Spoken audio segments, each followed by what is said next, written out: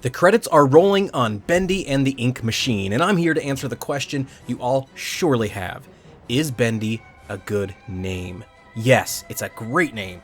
The implied movement afforded by the trailing Y creates an adjective noun that reflects perfectly the rubber hose animation style from which the character Bendy pulls inspiration.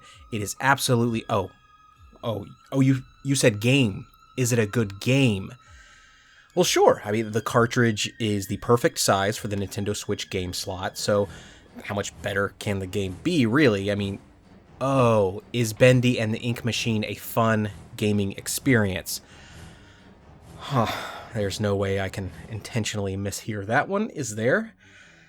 The short answer, no. No, Bendy and the Ink Machine is a broken mess of a game that somehow manages to be bad at every point in which most games would at least try to be good. Except one area. Bendy does do good in one area. I'll mention that at the end of this video, but otherwise, the game sucks. At the very beginning of Bendy and the Ink Machine, the opening shot, the game fails to establish its reality. And it never makes up for that beginning failure. Now let me be specific.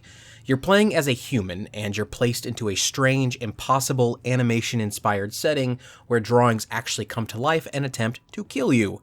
But you, the avatar named Henry, do not react in any way to clue you, the player, into whether or not this impossible reality is strange to you, Henry.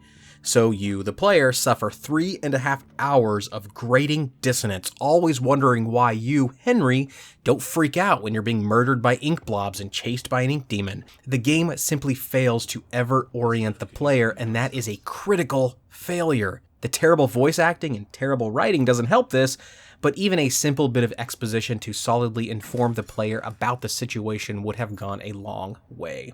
But let's move beyond that. The game also fails to provide consistent feedback. Sometimes when you hit an enemy, it recoils. That's good feedback. Sometimes it doesn't. Sometimes you can't open a trunk, but then you do something and you can. Some interactive items glow orange, but others, like doors, give you no indication that they can be opened, but not all things that should be openable are. So doors, sometimes they are openable. Drawers are not openable. Why? I don't know. Sometimes when dying mid-battle, you'll respawn with the enemy's health still depleted. Sometimes not. And because of all of these points of friction, I lose confidence in even the competency of the game's optimization. Several times I thought the game was glitching due to uncharacteristically oft-spawning enemies or long periods of blackness, but I'd wait long enough and finally the game moves on. I was assuming the worst about the software because the worst of the gameplay had already been confirmed. Confusing players is bad game design. But as I said earlier, there is one positive I can give this game. The art style is really nice. I'm a sucker for anything that pays homage to the rubber hose pre-golden age of animation. Pairing that style with an attempt to tell a story of a BioShock-inspired failed utopia sounds amazing on paper. But off paper, the game is awful. Oh, wait. The game literally tells the story of good drawings on paper becoming real and turning bad. Is the game actually a genius meta-commentary on itself? No, it sucks.